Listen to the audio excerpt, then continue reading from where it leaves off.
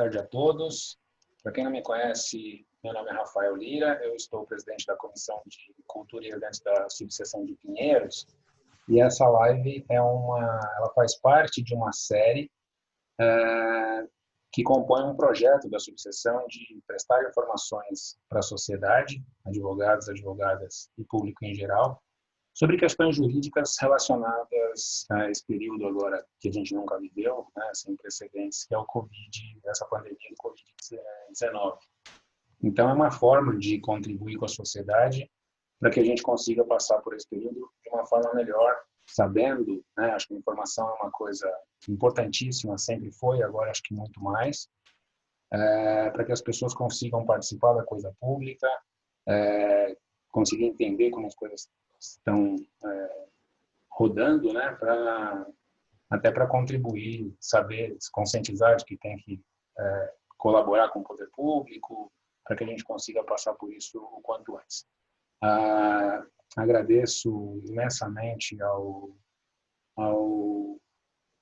palestrante de hoje, né, que vai ser apresentado depois de uma forma mais completa pelo nosso presidente da subseção, o Dr. Paulo Sérgio, que está aqui também, mas não posso deixar de agradecer por todo o trabalho que tem sido feito pela Comissão de Cultura da Seccional, que sem ela, sem essa estrutura toda, e sem quem está à frente é o Dr. Alexandre Rolo, as subseções não conseguem trabalhar, especialmente a de Pinheiros, que é o que eu posso falar com mais propriedade. Assim, todas as atividades que a gente tem conseguido fazer têm sido muito boas, a gente deve a esse respaldo que a comissão da seccional tem dado. Então, meu muito obrigado, né? Agora aqui registrado, esse vídeo vai ficar disponibilizado no site da subseção para que as pessoas possam consultá-lo posteriormente. Então, fica aqui o meu registro de muito obrigado. Sem mais delongas, eu passo a palavra ao nosso presidente para que possa dar a abertura oficial à live de hoje e apresentar de uma forma mais completa o nosso palestrante. Muito obrigado. Obrigado, Rafael. Eu que agradeço. Em primeiro lugar, gostaria de registrar aqui o meu agradecimento direto a você pelo trabalho que vem desenvolvendo à frente da Comissão de Culturas e Eventos da Seccional de Pinheiros. Essa aposta nas palestras virtuais, né, que a gente tem que chamar de webinar, foi um grande acerto. Acho que nas últimas semanas tivemos palestras todos os dias. A gente vai para a segunda semana de agenda completa, né, de segunda a sexta de palestras. Os temas os mais variados possíveis e a grande maioria deles relacionados ao Covid, o que é muito interessante, né? Esse momento único que estamos passando, né, uma experiência nova para todos, e você, à frente da Comissão de Cultura, conseguindo equilibrar os mais variados temas para levar conhecimento aos advogados sobre as questões que se desenrolam aí durante a pandemia. Então, parabéns pelo seu trabalho. Aproveito para cumprimentar todos os presentes aqui. Vejo muita gente da subseção. E aproveito para cumprimentar o pessoal da subseção de Pinheiros, na pessoa do Adriano Scalzareto e da Luiz Monteiro, que são os nossos diretores. Têm feito um incansável trabalho à frente da nossa subseção, auxiliando em diversos assuntos. Então, boa noite a todos. Dr. Alexandre Rolo, muito obrigado pela presença. É muito importante para nós, numa subseção da capital, poder receber os diretores da seccional, você à frente de uma comissão tão importante, que é a Comissão de Cultura e Eventos, presidente da Comissão de Cultura e Eventos, né, diretamente ligado à gestão da OAB Central. Então, é uma honra e um privilégio para nós podermos compartilhar aqui um momento com você, recebermos os ensinamentos aí relacionados ao direito eleitoral. E aqui em Pinheiros, as portas estão abertas. O que tiver de ideia para fazer junto a Pinheiros, projetos a serem desenvolvidos, conta com a gente. Em breve a gente deve ter a nossa sede nova inaugurada. Vamos ter um espaço ali para palestra até 200 pessoas. Então pode ser uma boa opção, alternativa de eventos para o centro também, a gente conseguir fazer jornadas em conjunto, coisas desse tipo, quando for possível, né? A gente não sabe quando que as aulas presenciais vão retornar, mas já fica aqui devidamente registrado que o que precisar de Pinheiros, conte conosco, estamos à sua disposição. Bom, Dr. Alexandre Luiz Mendonça Rolo é uma referência na área do direito eleitoral, né? Além dessa destacada atuação junto à OAB, ele é um advogado de notória especialidade na área de direito eleitoral, formado pela PUC de São Paulo, instituição que também fez o seu mestrado e doutorado, doutor em direito, professor de variadas instituições, IBMEC, Damásio, também dá aula para as escolas estaduais de Tribunal Regional Eleitoral, de São Paulo e outros estados também, palestrante em diversos eventos e sempre ouvido nas matérias relacionadas à matéria de direito eleitoral. E esse é um ano que nós teremos eleições municipais previstas aqui no Brasil. Então, já tem se falado muito de questões relacionadas se as eleições vão acontecer, se tem como postergar e outras demandas relacionadas que nós vamos desenvolver aqui no decorrer do final de tarde de hoje, começo da noite. Essa palestra a gente já faz em um formato um pouco diferente. Foi um pedido até do Dr. Alexandre, ele quer fazer uma espécie de bate-papo. Então, nós combinamos que eu vou introduzir alguns assuntos, né? Vou passar aqui alguns temas e ele vai, com todo o conhecimento que tem, discorrer sobre esses temas. Eu acho que é um formato que vai agradar todo mundo, um formato um pouco mais informal. Na medida do possível, vocês fiquem à vontade para usar o chat, para que vocês possam participar da conversa. E daí a gente abre o microfone para vocês poderem debater também. Os microfones inicialmente eles ficam travados, mas havendo algum assunto de interesse que vocês possam acrescentar o que está sendo discutido, sem prejuízo nenhum da gente conseguir abrir o microfone de vocês e vocês participarem dos temas que nós vamos desenvolver aqui no decorrer da tarde de hoje. Então, doutor Alexandre, muito bem-vindo à nossa Choupana Jurídica Eletrônica, ao nosso novo formato de palestras aqui na OAB Pinheiros, de convivência, né? Alguma das pessoas aqui tem estado todas as noites com a gente, que é muito bacana, uma forma também da gente se ver um pouco, mesmo que virtualmente. E eu gostaria de iniciar a nossa conversa, talvez com a pergunta mais importante: é possível realizar o adiamento das eleições se essa situação de pandemia se continuar e não for possível aglomeração, né? A gente, quando pensa em eleição, não tem como não pensar em aglomeração. Tudo que remete à eleição, remete à aglomeração. Seja a fase de campanha, seja a fase de votação, são sempre muitas pessoas próximas umas das outras, em comício, no corpo a corpo na rua e no dia da eleição, muito mais. Então, fica aqui a primeira pergunta. Deixo para você fazer a introdução e começar com o tema: é possível ou não o adiamento das eleições municipais previstas para esse ano aqui no Brasil? Presidente Paulo, antes de mais nada, eu quero dizer que é uma grande alegria, um grande privilégio, uma grande honra estar aqui na subseção de Pinheiros. A subseção que é das mais importantes do estado de São Paulo, e eu não faço nenhum favor ao dizer isso, é sim uma das mais importantes do estado de São Paulo.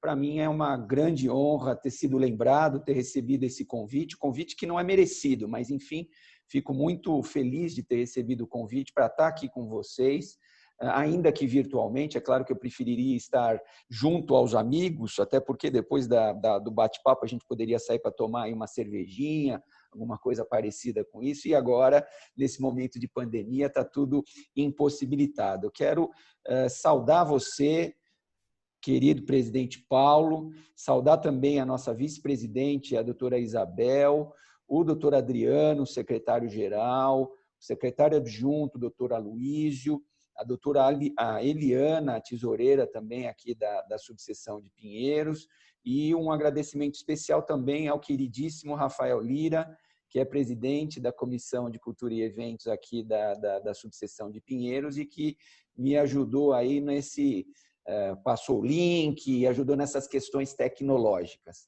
Enfim, é uma satisfação estar aqui. Quero deixar um beijo aqui, um abraço para a Alessandra, também, querida amiga. E entrando no assunto, que é a pergunta cuja resposta vale R$1 milhão, em barras de ouro, que valem mais do que dinheiro, é o seguinte, vamos ter ou não vamos ter eleições agora em outubro de 2020? Resposta, depende. E depende do quê? Depende da pandemia. Se a pandemia deixar, nós teremos eleições no primeiro domingo de outubro e no último domingo de outubro a hipótese do segundo turno, que não é em todos os municípios, mas isso está previsto na Constituição Federal. Primeiro domingo de outubro e último domingo de outubro são previsões constitucionais. Ministro Barroso, que está eleito, ainda não tomou posse, mas está eleito para assumir a presidência do Tribunal Superior Eleitoral, ministro que vocês sabem é do Supremo Tribunal Federal também, e que vai presidir o Tribunal Superior Eleitoral, tem dito que quer manter o calendário eleitoral, quer respeitar a Constituição Federal. Todos nós queremos, eu também quero respeitar o calendário eleitoral, eu também quero seguir a Constituição Federal, mas infelizmente não depende de mim e infelizmente não depende do próprio ministro Barroso. Então vai depender do andar da carruagem, vai depender da questão da pandemia, porque quando a gente fala, presidente Paulo, de eleição no primeiro domingo de outubro, a gente pode imaginar a seguinte situação, mas até outubro pode ser que as coisas melhorem. É verdade, até outubro pode ser que as coisas melhorem, mas na verdade o primeiro domingo de outubro é a data da votação. Então, a votação será no primeiro domingo de outubro. Nós temos vários atos preparatórios das eleições que já estão acontecendo e um deles, que é importantíssimo, são as convenções partidárias. Convenções partidárias que estão marcadas para o dia 20 de julho, a partir do dia 20 de julho, de 20 de julho a 5 de agosto.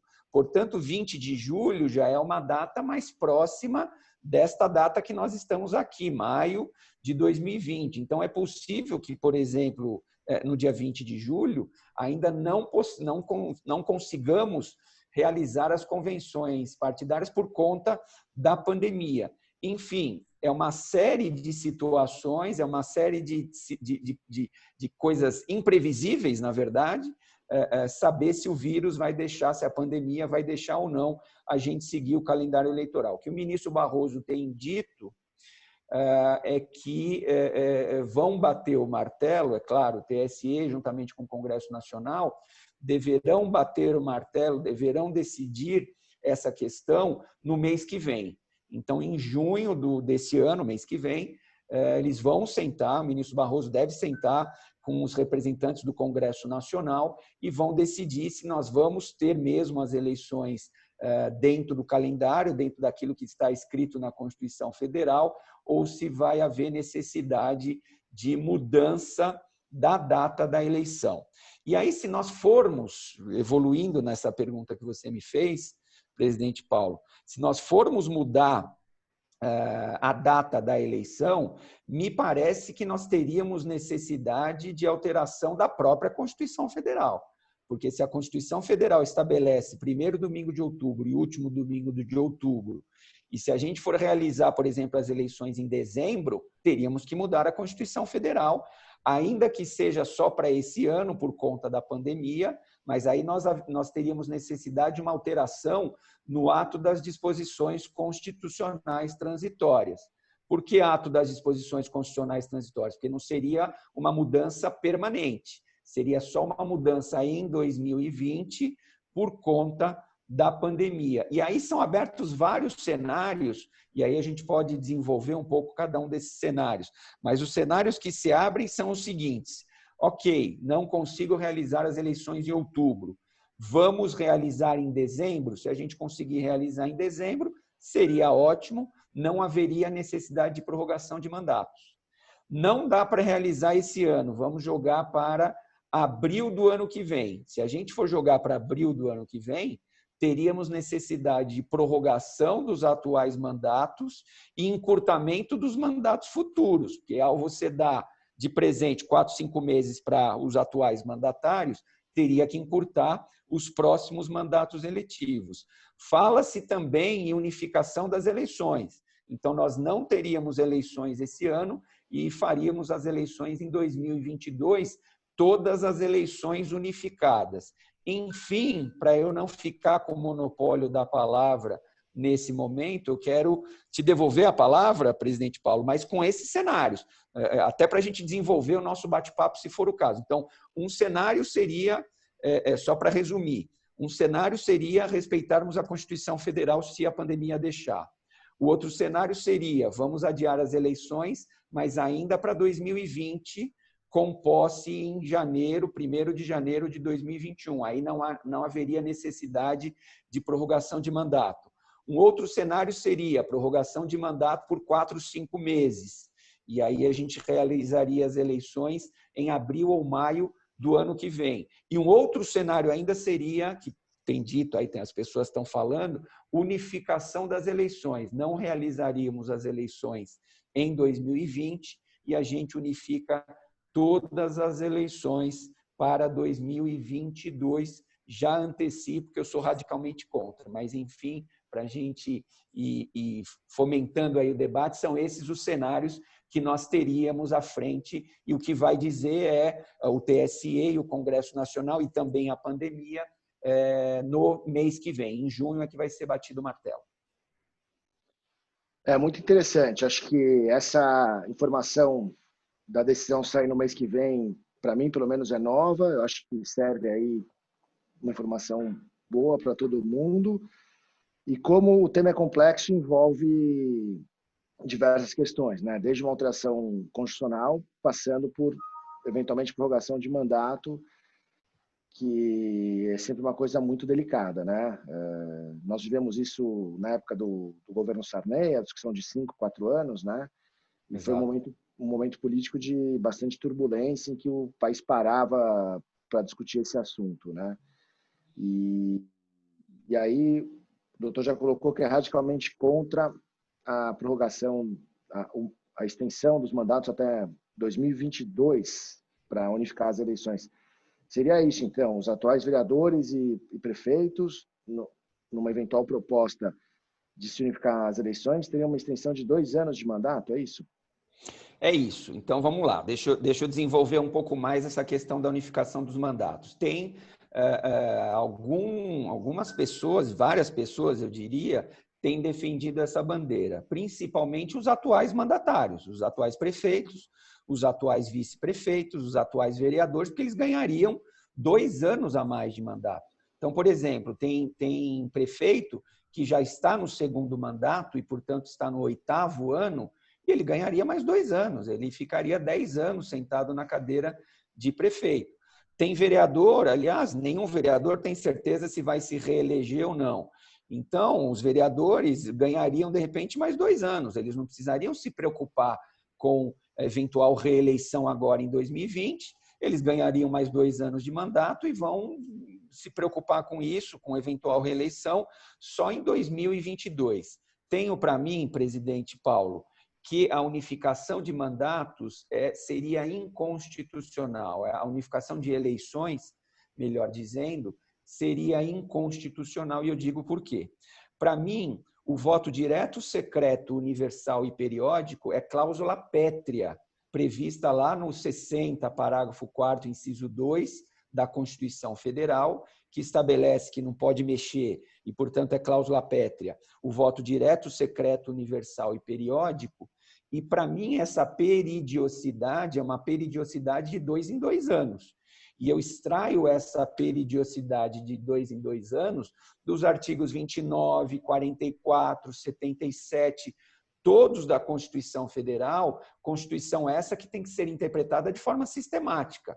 Eu não posso interpretar só o 60, parágrafo 4º, inciso 2, isolado do mundo, porque não é assim que funcionam as coisas. Nós temos que fazer uma interpretação sistemática. E se nós fizermos essa interpretação sistemática com os artigos 29, 44, 77 e outros da Constituição Federal, a gente vai chegar à conclusão, presidente, que a peridiosidade das eleições no Brasil é de 2 anos, de 2 em 2 anos. E eu sou contra uma flexibilização dessa peridiosidade, porque se a gente flexibiliza agora essa peridiosidade, que é de 2 em 2 anos, aí vai passar para 4 em 4 anos, daí a pouco vai ser de 8 em 8 anos, depois vai ser de 16 em 16 anos, daqui a pouquinho a gente acaba com a eleição, colocamos lá um ditador ou uma ditadora de plantão no poder, acabamos com as eleições e não temos mais eleições nem de 2 em 2 anos, nem de 4 em 4 anos, nem de 15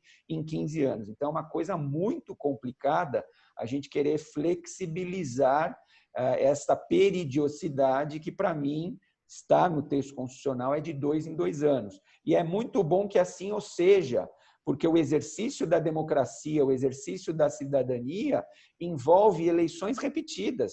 Eu gosto que a eleição seja de 2 em 2 anos, porque assim o povo exerce a sua cidadania, exerce o seu poder de escolha de 2 em 2 anos e vai treinando de 2 em 2 anos. Quem sabe um dia nós vamos aprender a votar de forma correta e isso a gente só vai conseguir realmente realizando as eleições de 2 em 2 anos e não por um período maior. Digo mais, unificação das eleições significaria o seguinte: nós teríamos eleição em 2022 para vereador, prefeito, deputado estadual, deputado federal, senador, governador e presidente da República.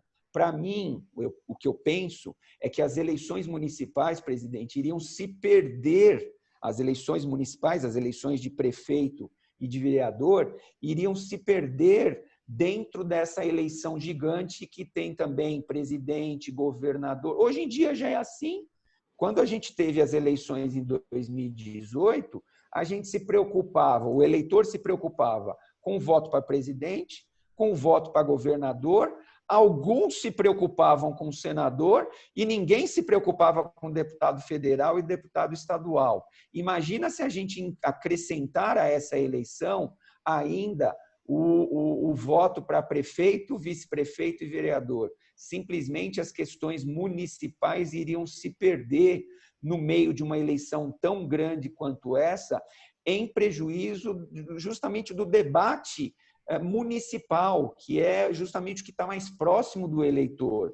O eleitor não mora no país, não mora no estado, o eleitor mora no município, cada um nos seus municípios. Então, a discussão municipal é muitíssimo importante e, no meu ponto de vista, essa discussão municipal iria se perder no meio de uma eleição unificada.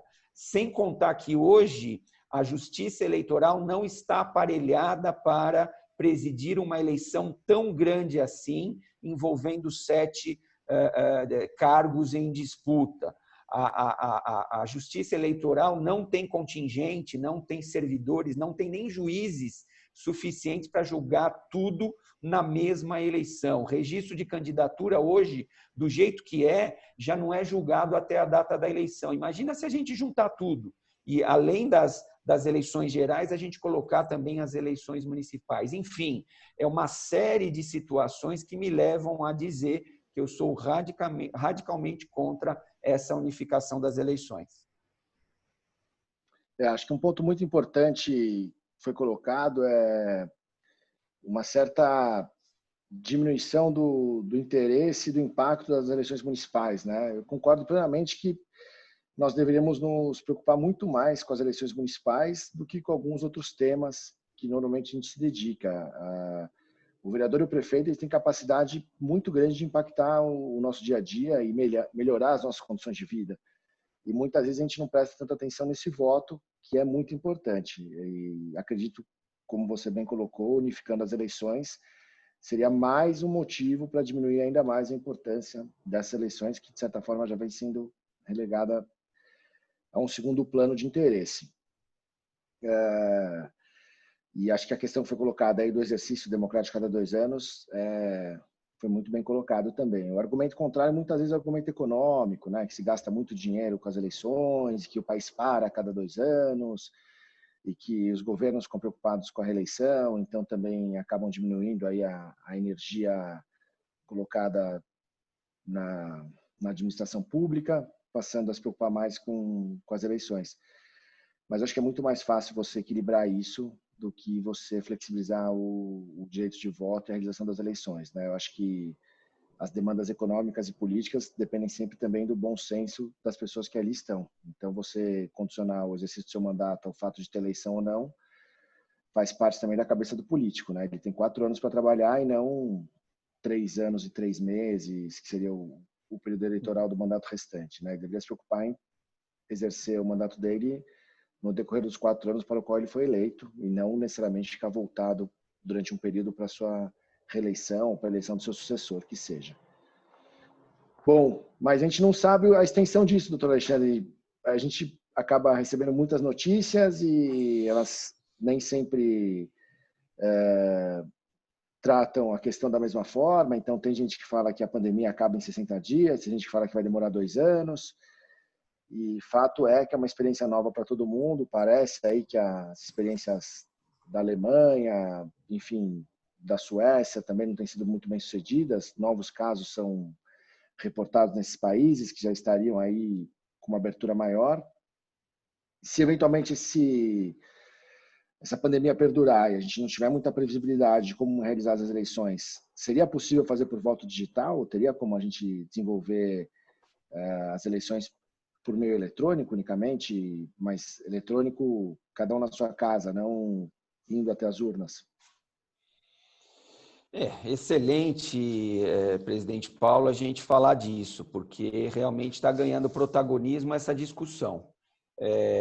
Como da mesma forma que nós estamos realizando esse debate de forma virtual, ninguém está encontrando com ninguém fisicamente falando, fala-se muito justamente dessa questão do voto ser totalmente eletrônico, totalmente digital, ou seja, as pessoas poderiam votar das suas próprias casas, sem necessidade de deslocamentos, sem necessidade de aglomerações. Então, assim, isso é verdade. Hoje não seria possível isso. Então, a Justiça Eleitoral não está aparelhada para realizar uma eleição 100% eletrônica, 100% digital. Mas nós temos tecnologia para isso. Então, seria possível, em tese, não agora, em 2020, mas para 2022 ou para 2024, seria possível que a Justiça Eleitoral realizasse as eleições 100% eletrônicas, 100% digitais. Hoje em dia, para quem tem smartphone, e a maioria das pessoas hoje em dia tem smartphone, vários smartphones são abertos com reconhecimento facial. Você olha para o smartphone e o smartphone reconhece a sua face. E, ao reconhecer a sua face, abre o smartphone. Se não reconhecer, não abre o smartphone. Então, a gente não precisa ir longe. Hoje em dia, nas nossas mãos, aquelas pessoas que têm... O meu não funciona assim ainda, o meu smartphone, porque ele é um pouquinho mais antigo. Mas os smartphones mais novos já trabalham com essa tecnologia. Então, seria possível o voto através de um certificado digital, por exemplo. Hoje em dia, vocês sabem, são advogados militantes como eu, nós fazemos petições 100% digitais. Eu não preciso ir protocolar a petição no fórum, nem no Tribunal de Justiça, nem no TRF, nem nos outros tribunais. Eu consigo fazer tudo por via digital, com a minha assinatura digital, e está identificado que fui eu mesmo que peticionei. Então, em tese, é possível, sim, o voto eletrônico, o voto digital. Qual é o problema que está por trás do voto eletrônico e do voto digital? Não é a tecnologia. A tecnologia é a favor disso, é possível. Mas o que está por trás dessa discussão, o que impediria, no meu ponto de vista, a gente adotar esta prática, é a questão do sigilo do voto e da liberdade do voto. Sigilo do voto e liberdade do voto estariam comprometidos com essa votação 100% eletrônica, 100% digital. Nós poderíamos voltar a uma situação que nós vivemos no passado do coronelismo. Como é que funcionaria o coronelismo atualmente falando? O coronel ia colocar todo mundo lá na salinha, em frente ao computador, e iria dizer, agora você vota aí digitalmente, com o seu certificado digital, com a sua impressão digital ou com a sua face reconhecida, mas eu quero ver em quem você está votando. Se você não votar no candidato que eu estou mandando aqui, vai ter consequências, ou vão ter consequências.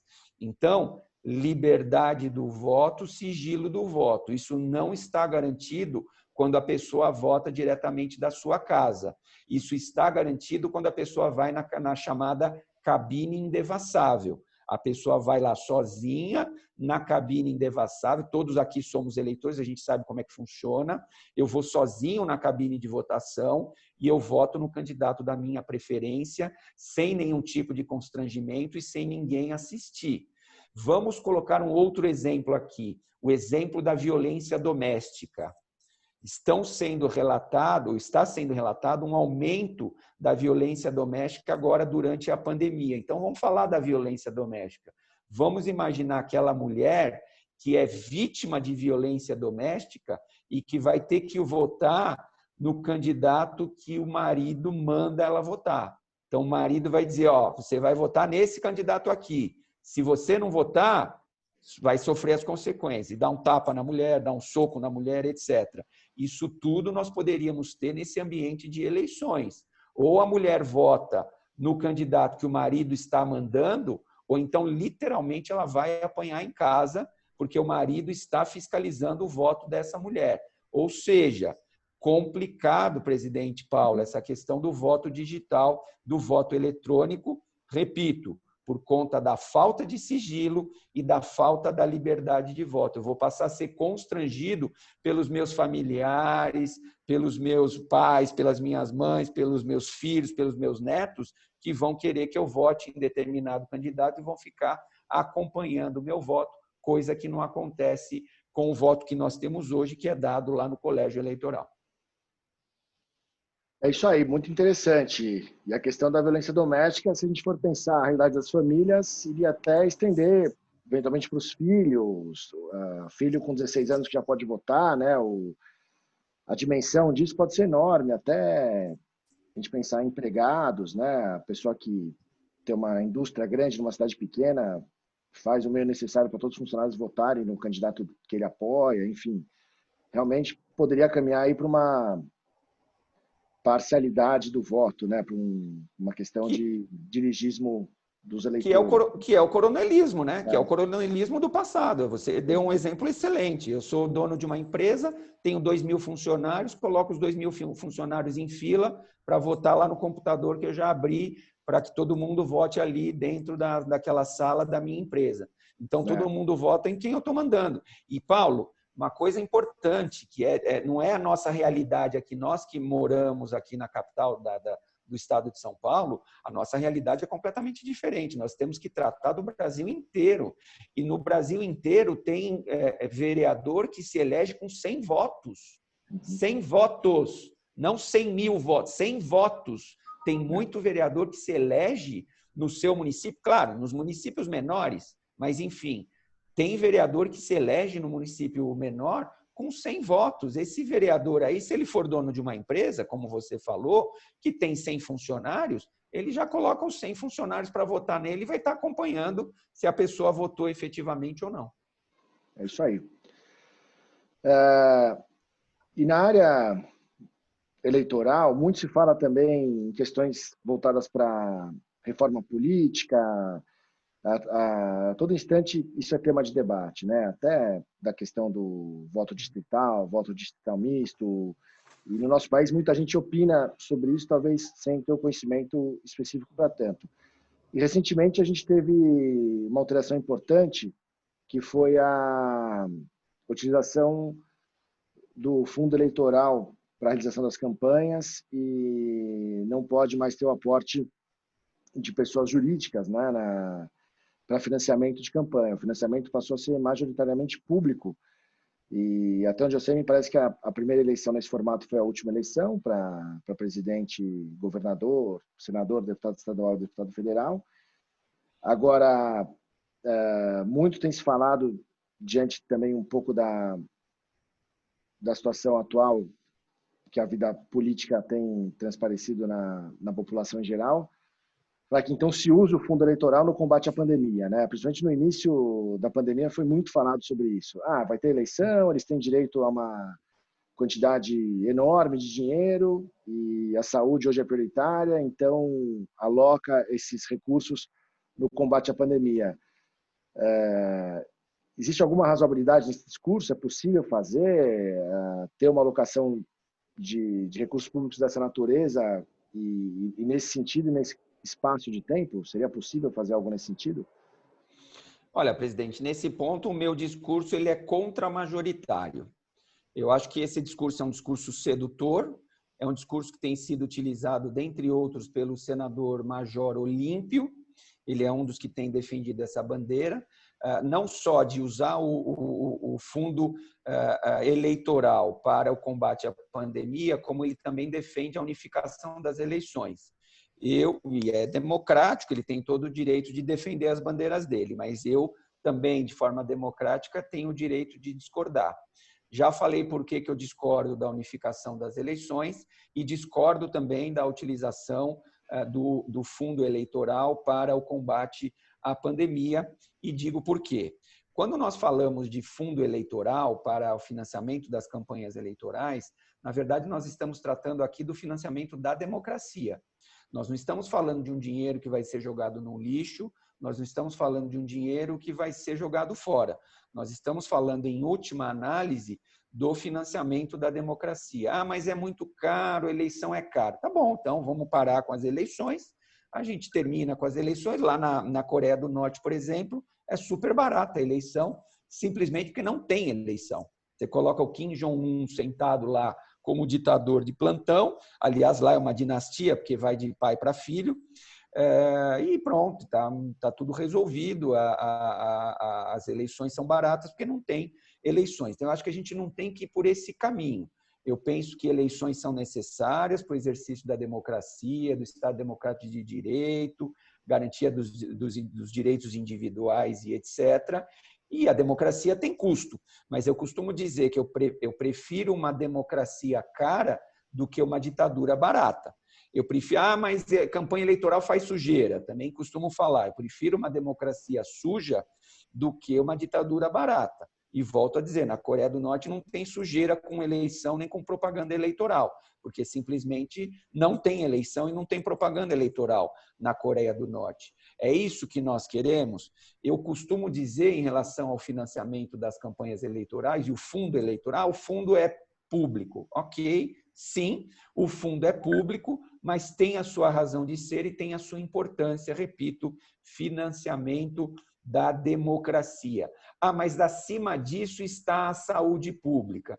Então, se o argumento é esse, e é realmente um argumento que tem sido utilizado, por exemplo, pelo Major Olímpio, então, na verdade, a saúde está acima de tudo. Então, a saúde está acima do Ministério da Educação, a saúde está acima do Ministério da Justiça, a saúde está acima da Secretaria de Cultura. Então, mas a educação é importante. Claro que a educação é importante, mas a vida é mais importante. Então, vamos pegar o dinheiro do Ministério da Cultura e vamos alocar para o combate à pandemia. Vamos pegar a verba orçamentária do Ministério da Justiça e vamos alocar para o combate à pandemia. Vamos pegar a verba pública, o orçamento da Secretaria de Cultura, da Regina Duarte, e vamos alocar para o combate à pandemia. Então, se o argumento é esse, de que a gente poderia pegar o dinheiro do financiamento das campanhas eleitorais e jogar no combate à pandemia, porque acima de tudo está a saúde da população, então esse argumento vale para tudo.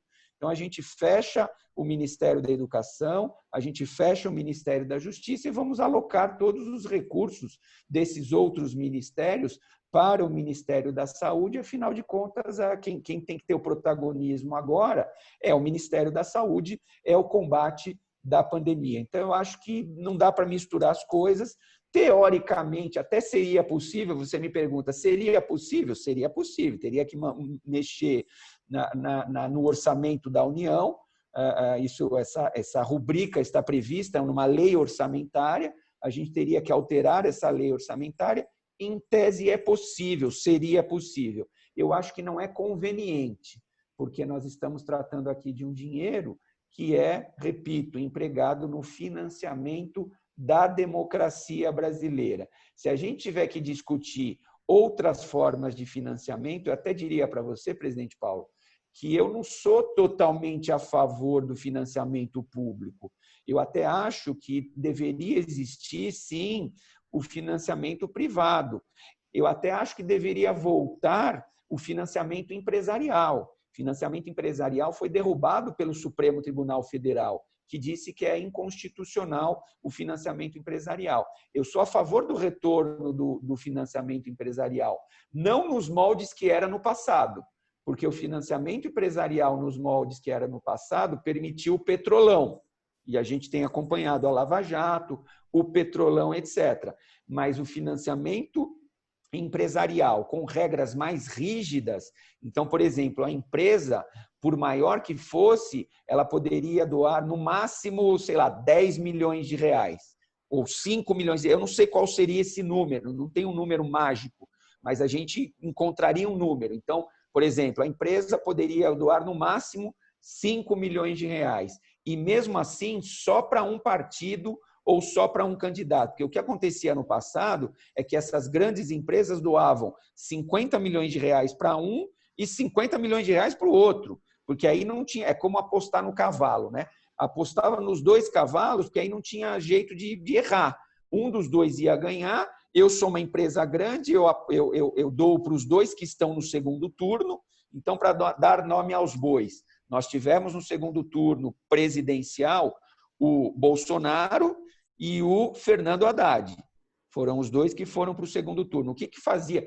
Em 2018 não aconteceu isso porque já estava proibido o financiamento empresarial, mas só para dar o exemplo. Vamos imaginar que pudesse o financiamento empresarial ainda em 2018. Então, a empresa doava 50 milhões de reais para o Fernando Haddad, 50 milhões de reais para o Bolsonaro, e com isso a empresa ficava bem com os dois candidatos. E aí, quem ganhasse a eleição ficaria muito agradecido pela doação. Então, eu sou a favor, por exemplo, da gente permitir o financiamento empresarial limitado a um determinado valor máximo e apenas para um candidato.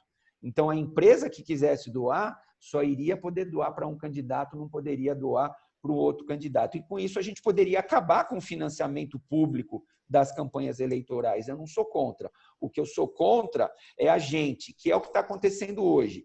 A gente, por exemplo, tem uma regra, Paulo, na legislação eleitoral, e isso está escrito na lei e vai vigorar para 2020, que me impede, veja só o que eu vou falar, eu, candidato, estou impedido de usar o meu próprio dinheiro para autofinanciamento. O que eu posso usar de dinheiro próprio são 10% do teto. Então, se o teto de gasto em um determinado município é 50 mil reais, o candidato não pode bancar sozinho a sua própria candidatura. Ele só pode gastar 10% dos 50 mil reais. Então, eu, candidato, só posso gastar 5 mil reais do meu dinheiro. Então, veja do que nós estamos falando. Eu não posso gastar dinheiro próprio, estão querendo acabar com o financiamento através do fundo eleitoral. Como é que eu vou fazer a minha campanha? Se eu não posso gastar dinheiro próprio, não recebo dinheiro do FEFEC, você vai, o FEFEC é o fundo eleitoral, você vai pedir doação de pessoa física. Ok, é possível doação de pessoa física no direito brasileiro, mas o fato é que nós não temos tradição de fazermos doação. Pessoa física não doa. Isso já aconteceu em 2018. Em 2018, as doações de pessoas físicas foram pífias. Quase não se arrecadou nada, porque nós não temos tradição nisso. Portanto, quando a gente fala do fim do financiamento público, a gente tem que tomar cuidado com as consequências disso. Uma delas, certamente, seria a proliferação do Caixa 2. Muito bem colocado. Essa questão do autofinanciamento era até um ponto que eu ia tocar mais para frente, eventualmente, se a gente estendesse um pouco a questão além da pandemia. E realmente essa trava não faz sentido, né? A pessoa não pode ela mesma realizar a campanha dela, né? Acaba sendo uma questão, de certa forma, até um pouco ilógica de todo o processo eleitoral. Ainda ficando dentro das questões voltadas ao Covid, à pandemia, a eleição, em geral, ela vem com alguns prazos relacionados à campanha, a início do período eleitoral, né? O doutor já colocou a questão relacionada às prévias partidárias, que seriam no mês de julho e talvez sejam impossibilitadas de serem feitas. Mas existem também algumas questões relacionadas a desimpedimento dos candidatos. Quando eles ocupam alguns cargos, eles têm que ficarem desimpedidos para concorrer. E acho que também quando você vai para a reeleição, o vice assume no lugar da pessoa que exerce o cargo executivo. Se ocorrer a não realização da eleição, como é que fica em relação a isso, ao desimpedimento das pessoas e também a filiação partidária? Você tem os prazos necessários para aqueles que querem ingressar na vida política, que ele precisa estar vinculado a um partido X tempo antes da eleição. Doutor, me desculpa, eu não sei esses prazos de cabeça, tem mais ou menos a ideia de março para o desimpedimento e para a filiação partidária. E nós já passamos desses prazos, né? Imagino eu. Como é que fica essa situação?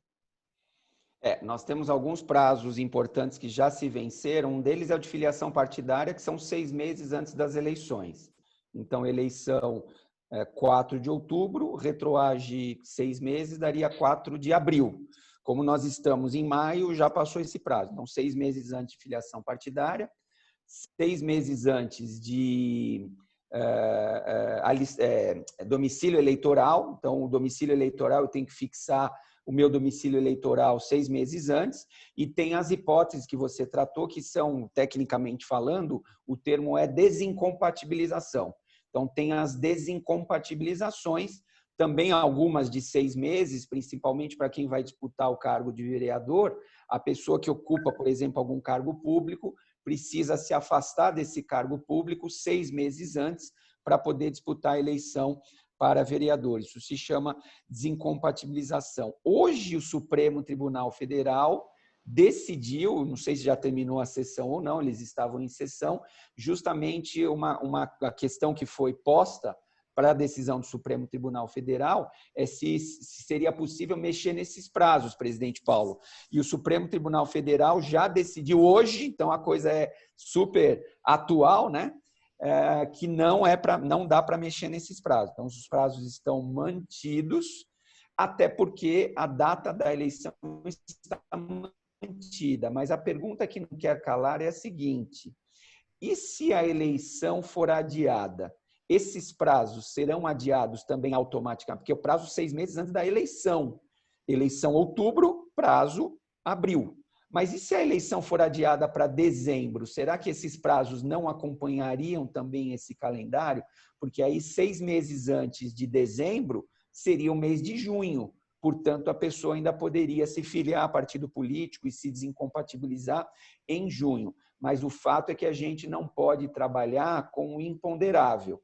A gente não pode trabalhar com aquilo que não existe, com esse talvez quando for, não temos essa certeza. E, portanto, hoje a gente tem que trabalhar com o que é certo. E o que é certo é, hoje, a manutenção do calendário eleitoral. Agora, pode ser que o Tribunal Superior Eleitoral e o próprio Supremo Tribunal Federal tenham que decidir essa questão.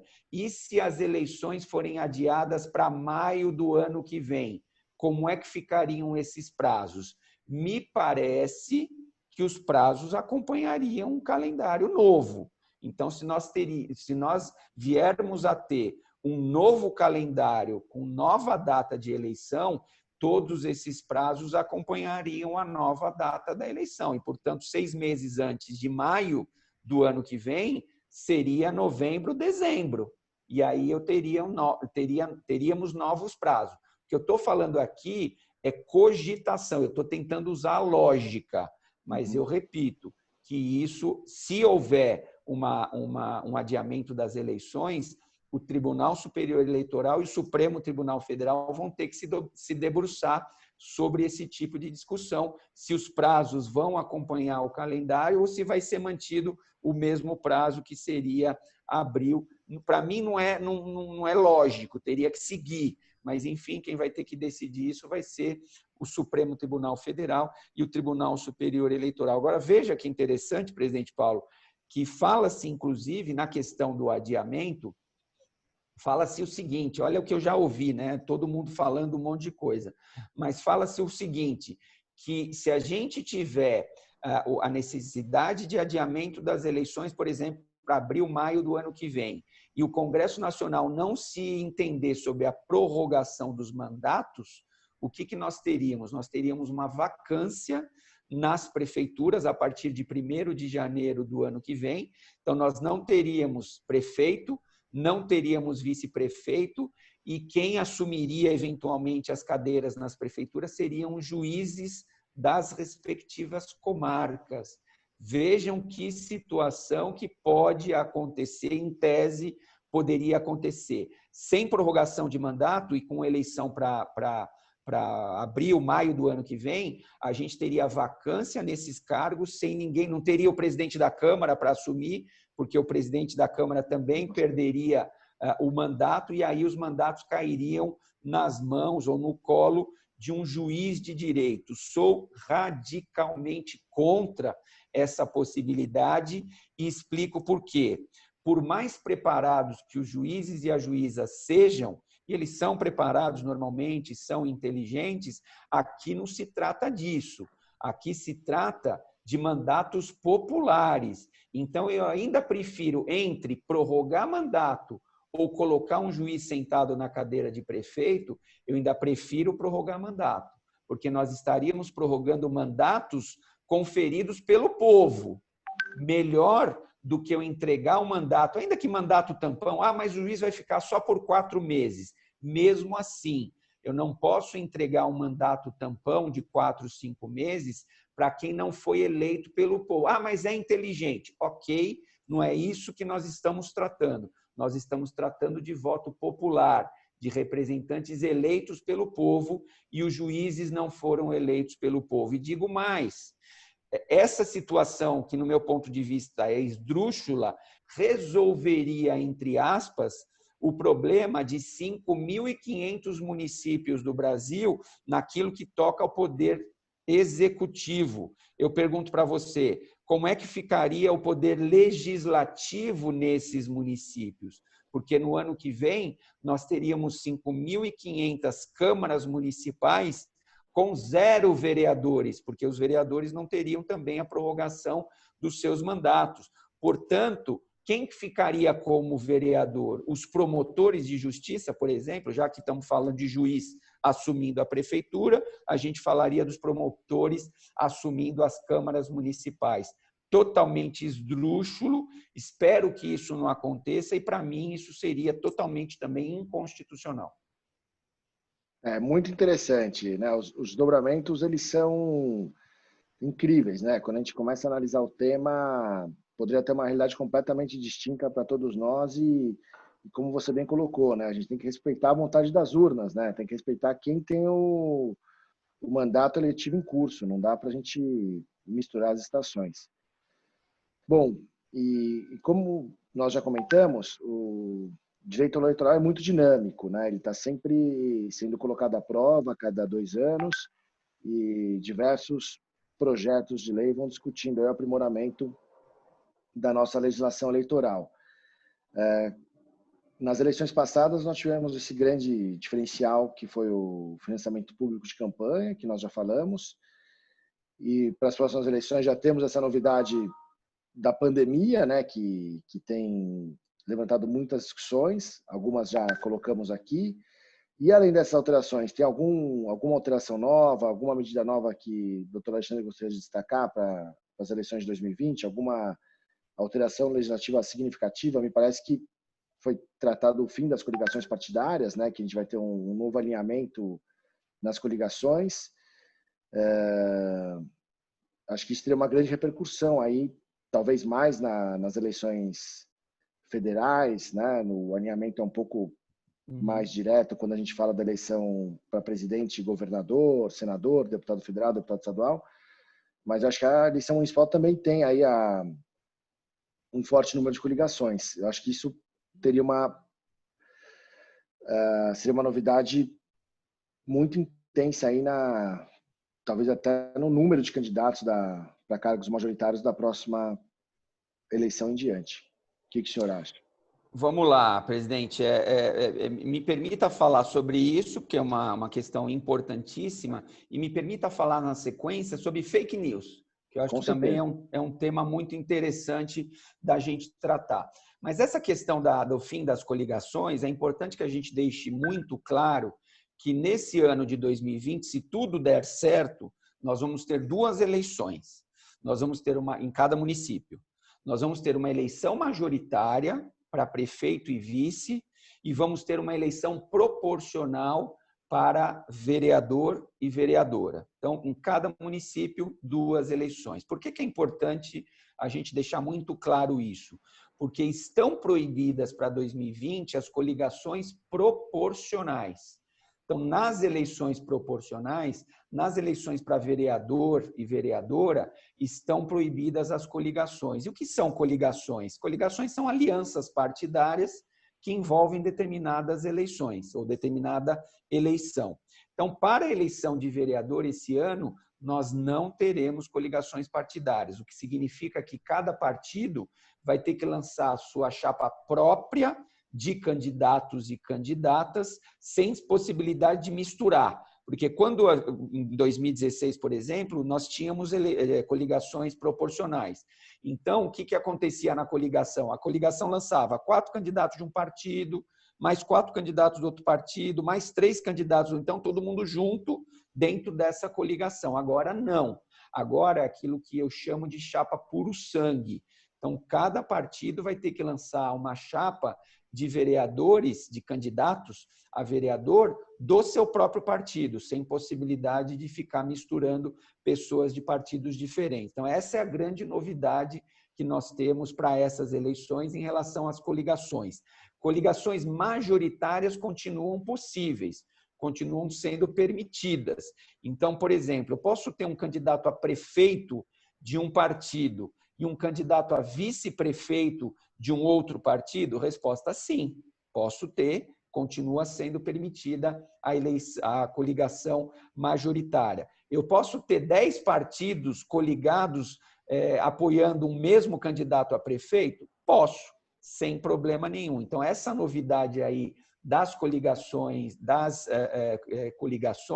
que proíbe a coligação, é nas eleições proporcionais. Então, eu não vou... Isso é bom para o eleitor, porque muitas vezes o eleitor votava num candidato de um partido e acabava ajudando a eleger um outro que era de um outro partido, mas que compunha a mesma coligação. Agora, isso não é mais possível. Então, cada partido vai lançar a sua chapa própria de candidatos a vereador e não vai haver mais essa questão de eu votar no candidato do partido A e ajudar a eleger o candidato do partido B. Então, para mim, essa é uma alteração significativa que está impactando, inclusive, nas eleições dos municípios menores, porque os partidos, era muito comum que os partidos se juntassem para a formação do chamado quociente eleitoral, aí são outras questões mais técnicas. E agora não, agora o partido, para poder eleger pelo menos uma cadeira, ele vai ter que fazer sozinho o quociente eleitoral. O quociente eleitoral nada mais é do que uma votação mínima para você eleger pelo menos uma cadeira. Então, agora, os partidos vão ter que fazer esse chamado quociente eleitoral sozinho, sem possibilidade de coligação partidária. Já posso falar das fake news? Só nesse ponto, doutor Alexandre, então, eventualmente, a questão do término das coligações pode, eventualmente, impactar nas cadeiras que os partidos vão ocupar nas casas legislativas, né? Vai talvez ficar mais claro a força de cada partido, porque a coligação, como você bem colocou, muitas vezes se votava num candidato do partido X e poderia até acabar elegendo o candidato do partido Y, porque ele ficaria melhor colocado dentro da coligação, e aí o quociente eleitoral determinaria o número de cadeiras daquela coligação, e não do partido em si, mas da coligação como um todo. E aí isso seria também... possibilitaria a existência dos partidos, né? Tem alguma discussão sobre isso também. Na medida em que você não tem cadeiras legislativas, você acaba não podendo, depois de um tempo, ter candidato a eleições majoritárias. Isso deve implicar numa diminuição do número de partidos, eventualmente fusão dos partidos menores, que muitas vezes funcionavam como uma espécie de legenda de aluguel, né? essas coligações serviam para isso também. Esse é o caminho mesmo? Está certo esse raciocínio? Esse final das coligações para as eleições de casas legislativas teria talvez esse impacto de redução do número de partidos, acabar com os partidos menores, na medida em que eles não consigam eleger vereadores e deputados? Na verdade, nós estamos tratando aí de um outro tema muito interessante, que também gera impacto nas eleições, que é a chamada cláusula de barreira. O que é a cláusula de barreira ou cláusula de desempenho, que foi introduzida, ou reintroduzida, na verdade, no nosso sistema eleitoral pela Emenda Constitucional 97. A cláusula de barreira ou cláusula de desempenho é uma votação mínima que os partidos têm que atingir na eleição de deputado federal, então isso que é importante também deixar claro, é uma votação mínima que os partidos têm que ter na eleição de deputado federal, sob pena de, se eles não atingirem a cláusula de barreira, eles ficarem sem direito ao fundo partidário e sem acesso ao horário eleitoral gratuito. Então, já em 2018, estava em vigor a cláusula de desempenho, a cláusula de barreira, e alguns partidos já não atingiram em 2018, na eleição para deputado federal, esses partidos menores não atingiram a cláusula de desempenho. O que acontece com esses partidos? Eles já não estão recebendo o fundo eleitoral, o fundo partidário, na verdade, e não estão recebendo, não tem mais acesso ao horário gratuito no rádio e na televisão. São as consequências desse não atingimento da cláusula de desempenho. E, no meu ponto de vista, veio em boa hora, esse retorno da cláusula de desempenho veio em boa hora para diminuir até o número de partidos políticos, que nós já tivemos uma pequena redução, porque os partidos que não atingiram a cláusula de desempenho, o que aconteceu? Eles se fundiram, porque aí, com a fusão, você soma os votos dos dois partidos e aí você atinge a cláusula de desempenho. Então, nós já tivemos 2 ou 3 fusões que fizeram com que 2 ou 3 partidos desaparecessem. Já de 2018 para 2020, isso já aconteceu.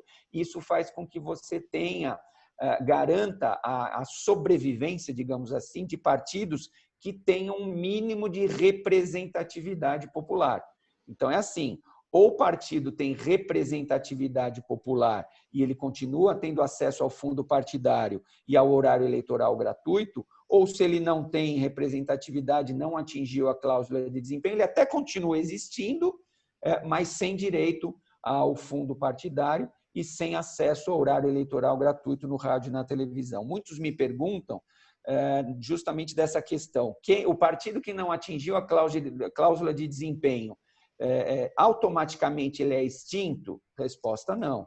As consequências do não atingimento da cláusula de desempenho são essas duas. O partido deixa de receber o fundo partidário e deixa de ter acesso gratuito ao rádio e à televisão, e com isso esse partido se enfraquece ainda mais, até porque a principal fonte de financiamento dos partidos políticos é justamente o fundo partidário.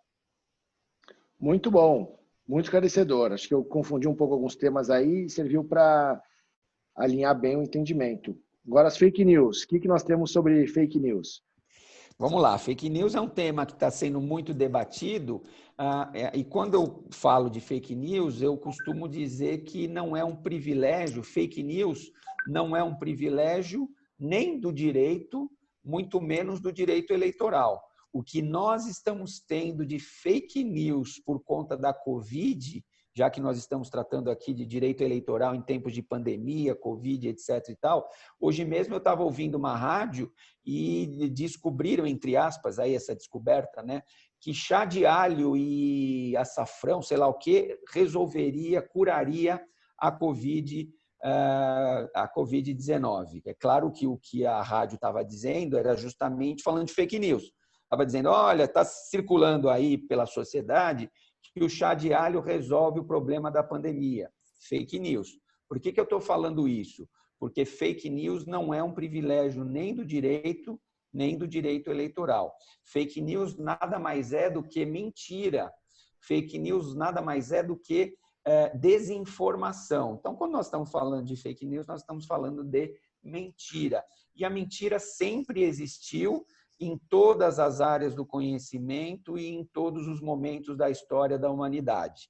Então, quando a gente fala de fake news, na verdade, nós não estamos falando de novidade nenhuma. Nós estamos tratando de mentira, que é uma coisa que sempre existiu. Mas falando do direito eleitoral, fake news é novidade no direito eleitoral? Também não, porque a mentira no direito eleitoral sempre existiu também, lamentavelmente, tristemente. O fato é que a mentira no passado ela era veiculada de forma analógica, de forma física. Então, a mentira do passado no direito eleitoral ela era veiculada através de panfletos apócrifos que normalmente eram jogados nas madrugadas nos municípios. Então, o pessoal saía de madrugada jogando panfleto apócrifo no município para que, no dia seguinte, o eleitor acordasse e pegasse no chão aquela mentira, aquela fake news que, repito, era divulgada de forma física, de forma analógica. Isso obrigava o advogado eleitoral a ajuizar representações com pedido de busca e apreensão desse material. Então, era assim que funcionava a mentira no passado. Como é que funciona a mentira no presente? Ela é veiculada através da internet, de forma digital e não mais de forma analógica. Então, a diferença entre fake news do passado e fake news do presente não é a fake news em si, mas sim a forma de propagação da mentira. A mentira era propagada de forma analógica no passado e agora a mentira é propagada de forma digital através da internet.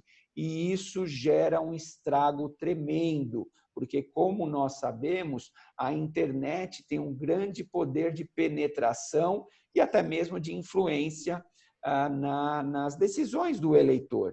Então, o que eu digo em relação a fake news é que o eleitor fique atento, não acredite em qualquer notícia que seja espalhada no seu município, cheque antes de compartilhar, porque nós, infelizmente, vamos continuar tendo fake news.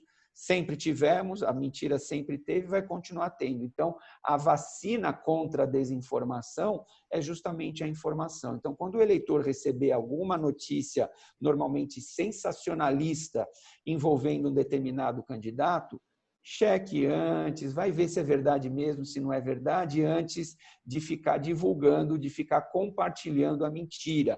Até porque a propagação de fake news é crime eleitoral.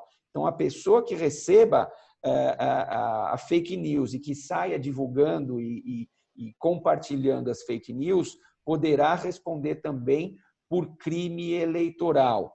Quero dizer, para terminar minha resposta a essa pergunta envolvendo fake news, que o Tribunal Superior Eleitoral firmou convênios com as grandes empresas de tecnologia que atuam aqui também no Brasil, Facebook, Google, todas, YouTube, todas as empresas de tecnologia firmaram convênio com o Tribunal Superior Eleitoral, o que significa o seguinte: a Justiça Eleitoral terá a ajuda destas empresas de tecnologia para combater fake news e para identificar o propagador da fake news, porque quem propaga fake news deixa rastro, tem o IP do computador. E estarão do lado do TSE justamente as empresas de tecnologia que vão ajudar a identificar o IP, vão ajudar a identificar o propagador de fake news que vai responder por crime eleitoral. Internet não é terra de ninguém. Normalmente as pessoas acham que na internet é terra de ninguém. Eu posso fazer, eu estou sob o manto do anonimato. Isso não é verdade. Os nossos computadores têm um IP, o IP é justamente a identificação desses nossos computadores e a Justiça Eleitoral está cada vez mais aparelhada a combater as fake news. Então, a mensagem que eu deixaria para aqueles que nos assistem é que não façam fake news, não propaguem fake news, procura checar antes de compartilhar qualquer tipo de informação para não dar zebra, com perdão da expressão, porque quem divulga, compartilha fake news também pode responder por crime eleitoral. É isso aí, muito importante isso, né? Às vezes a gente não toma a cautela necessária, compartilha um conteúdo impróprio e pode ser responsabilizado por isso. Tem até os sites, né, que ajudam a você confirmar a informação que você recebe, boatos.org. Na época de eleição, nós vimos muito na eleição passada que usa-se muito o expediente das fake news, né? E até mesmo pós-eleição, a gente tem uma investigação grande sobre a utilização de fake news, né? Isso tumultua muito Exato. todo o processo eleitoral e a circulação de informação.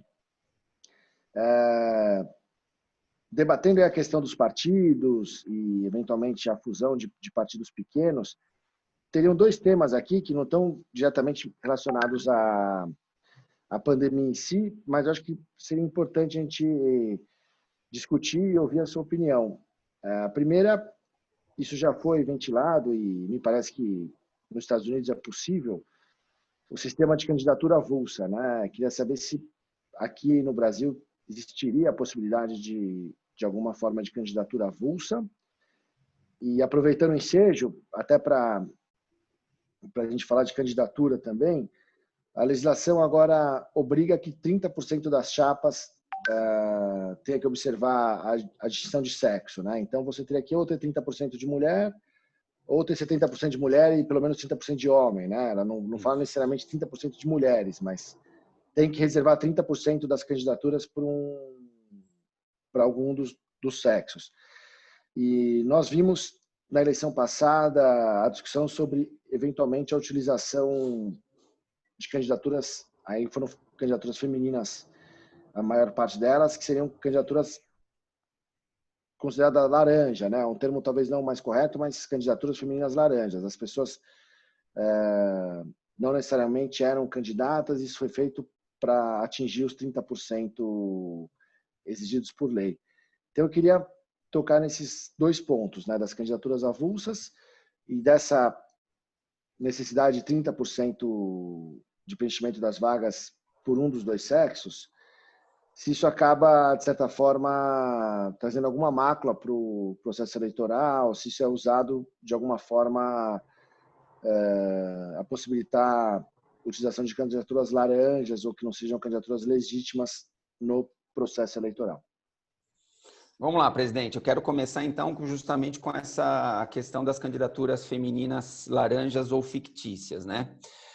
Para dizer o seguinte, normalmente, também é um alerta importante, normalmente o homem candidato, ele não se preocupa com essa questão, porque o homem candidato diz o seguinte, eu sou homem, eu sou candidato, então eu vou cuidar da minha vida, eu vou fazer a minha campanha, eu vou pedir voto e não é um problema que me atinge. Quando, na verdade, é um problema que atinge também o homem, presidente. Por quê? Porque quando se constata essa questão da candidatura feminina laranja ou fictícia, a Justiça Eleitoral identifica isso como fraude e o TSE, em duas oportunidades recentes, decidiu que essa fraude, como a fraude beneficiou todos os candidatos e candidatas, todos são cassados. Então, vejam do que nós estamos falando. Então, vamos lá, vou voltar um pouquinho, você já até falou e falou com propriedade, mas para deixar claro, mais claro ainda do que aquilo que você falou. Nós estamos aqui falando de eleições proporcionais de novo, estamos falando para esse ano de eleições para vereador. Então, a chapa de vereadores, de candidatos a vereador de um partido político, ela não pode ser nem 100% masculina, nem 100% feminina. Ela tem que ter no mínimo 30% e no máximo 70% de candidaturas de cada gênero. Então, isso está previsto na legislação eleitoral. E, normalmente, os partidos políticos têm excesso de candidatos homens e falta de candidatas mulheres. Então, o que acontece com o presidente do partido lá no município, que tem muito candidato homem e pouca candidata mulher? Ele vai atrás desesperadamente das candidaturas femininas, porque a regra é a seguinte, a cada 2 candidaturas masculinas, eu tenho que ter no mínimo uma feminina, para ter a conta, né, da 70% e 30%. Então, eu preciso de uma candidatura feminina para eu poder lançar 2 homens. A cada candidatura feminina, eu lanço 2 homens. Então, como o partido tem muito candidato homem e pouca candidata mulher, ele corre atrás das candidaturas femininas. Quando ele não acha candidata mulher, ele, presidente do partido, ele coloca como candidata a mãe, a sogra, a filha, a tia, uma amiga, ou até, às vezes, uma afiliada ao partido político que nem sabe que está sendo lançada como candidata.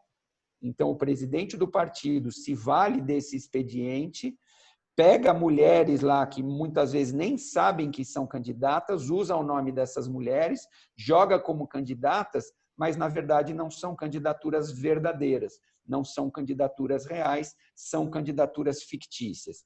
E aí o Tribunal Superior Eleitoral, em 2 oportunidades recentes, um julgamento em setembro de 2019 e um mais recente aqui de Cafelândia, estado de São Paulo, de fevereiro de 2020, se deparou com essa questão das candidaturas femininas laranjas e reconheceu a existência de fraude, reconheceu que a fraude beneficiou todos os candidatos daquela chapa e cassou todas as candidaturas daquela determinada chapa. Ou seja, foram cassados homens, foram cassados as mulheres, foi cassado gente eleita, foi cassado gente que não tinha sido eleita, todo mundo dançou, com o perdão da expressão. Daí porque, sempre que eu tenho oportunidade, eu falo para o candidato homem o seguinte: candidato homem, não pense que esse não é um problema seu, porque é. Porque ainda que você faça a sua campanha direitinho, certinho, se o presidente do seu partido se valer desse expediente das candidaturas fictícias, você pode dançar junto, porque você, mesmo sem a sua ciência, poderá estar sendo beneficiado por uma fraude e o Tribunal Superior Eleitoral vai te caçar também. Então, não adianta o candidato homem gastar o seu dinheiro, o seu tempo, a sua saliva, a sua sola de sapato, de repente se elege, e se o presidente do partido se valeu dessa fraude, você, homem, também será cassado. Portanto, não adianta o homem só fazer a sua campanha. Ele tem que fazer a sua campanha e tem que ficar de olho também no presidente do seu partido, fiscalizando o presidente do seu partido para não se valer dessa fraude ligada às candidaturas femininas laranjas ou candidaturas femininas fictícias. Então, esse é o primeiro ponto. O outro ponto que você me pergunta, presidente, é a questão das candidaturas avulsas. Veja, em tese, seria até possível a gente ter as candidaturas avulsas. Claro que não agora, claro que não para essas eleições, mas para 2022, 2024, em tese, seria possível ou seriam possíveis as candidaturas avulsas. Mas, para isso, é bom que fique claro, nós teríamos que ter alteração constitucional e nós teríamos que ter alteração de mais de uma centena de artigos de leis eleitorais, Código Eleitoral, Lei das Eleições, porque toda a estrutura jurídica eleitoral ela é balizada hoje em dia em candidaturas que vêm de partidos políticos. O sistema todo é construído dessa forma. Hoje em dia, os partidos políticos detêm o monopólio das candidaturas. Então, para mudar isso, nós teríamos que mudar a Constituição Federal e nós teríamos que mudar também uma centena ou seja, tem que mudar tudo. Tem que mudar todo o pensamento e todo o sistema eleitoral para nós possibilitarmos as candidaturas avulsas. E um dos problemas que se impõe e que teria que ser resolvido é a seguinte: se a gente aprovar a candidatura avulsa, presidente, a gente teria que pensar no seguinte: quem poderia ser candidato, por exemplo, a presidente da República? Qualquer pessoa? Porque se for qualquer pessoa candidata a presidente da República de forma avulsa, nós teríamos aí 500 candidatos a presidente, 1.000 candidatos a presidente, 5.000 candidatos a presidente. Toda pessoa que quisesse aparecer, ela iria virar candidata a presidente da República. Então, nós teríamos 5.000 candidatos a presidente da República. Como é que nós trataríamos essa questão? Como é que a Justiça Eleitoral iria tratar 5.000 candidatos a presidente da República? Portanto, a gente precisaria criar algumas regras. Então, por exemplo, a gente teria a candidatura avulsa sim, mas para a pessoa ser candidata avulsamente, teria que conseguir o apoio de 1 milhão de eleitores, de 2 milhões de eleitores, e aí vem um outro problema. Como é que seria checado esse apoio? Então, eu tenho apoio de 2 milhões de eleitores, iria ser assinatura por assinatura, teria que ter firma reconhecida, como é que seriam checadas essas assinaturas? Enfim, são discussões complexas, não é simplesmente assim, se aperta um botão e fala, agora candidatura avulsa. Porque hoje, do jeito que são as candidaturas, através de partidos políticos, os partidos políticos realizam o filtro. Então, por exemplo, para ser candidato a presidente da República, se nós temos hoje, vou arredondar para baixo, 30 partidos, nós teríamos no máximo 30 candidatos a presidente da República, um por cada partido. A partir do momento que se acaba com essa exigência e autoriza a candidatura avulsa, nós teríamos aí a multiplicação desenfreada de candidatos a prefeito, não só a presidente, estou falando de presidente, mas prefeito a mesma coisa. Nós teríamos 500 candidatos a prefeito de São Paulo, nós teríamos 1.000 candidatos a governador do estado de São Paulo. Então, tudo isso teria que ser tratado nessa nova legislação eleitoral que admitisse as candidaturas avulsas. Muito bom, muito interessante, né? Para variar, acaba aprofundando o tema e passa aí por situações que quem não é da área dificilmente imaginaria. Realmente, quando a gente vai olhar mais a fundo, as questões têm uma complexidade muito grande. Antes da gente abrir aqui para os demais participantes, eu só queria fazer mais uma questão. A gente pensa muito nas eleições públicas, né? Mas o processo eleitoral muitas vezes ele é utilizado de forma privada e todos nós já nos deparamos aí com algum tipo de eleição privada.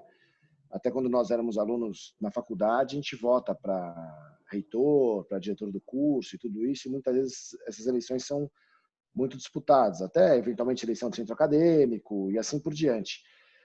E a pandemia acabou causando impactos nesses processos eleitorais. Síndico de prédio, conselho de clube, até dentro das próprias empresas. Eu acompanhei aqui uma das Big Four, a troca de presidente é feita por um processo eleitoral muito bem estruturado, em que os sócios votam, são mais de 400 sócios, e é previsto que o voto ele é em papel, e é até contratado a empresa para auditar essa votação, e eles estão impossibilitados de fazer nesse momento, por conta da necessidade do voto em papel, dia único, tem lá no estatuto o regramento para tudo isso, e alguns desses mandatos estão sendo prorrogados. Eu queria saber se, na sua atuação como advogado, tem tido consultas nesse sentido, porque me parece que está criando aí um campo que a gente não pensava no primeiro momento. Essas pessoas estão precisando de apoio, né? No clube, qual eu sou sócio, a eleição para o conselho seria em maio, no final de semana passado. E não sabe quando vai fazer a eleição, quando vai poder ter aglomeração de pessoas, porque gera uma aglomeração grande. São 5.000 pessoas que vão votar em um dia no clube.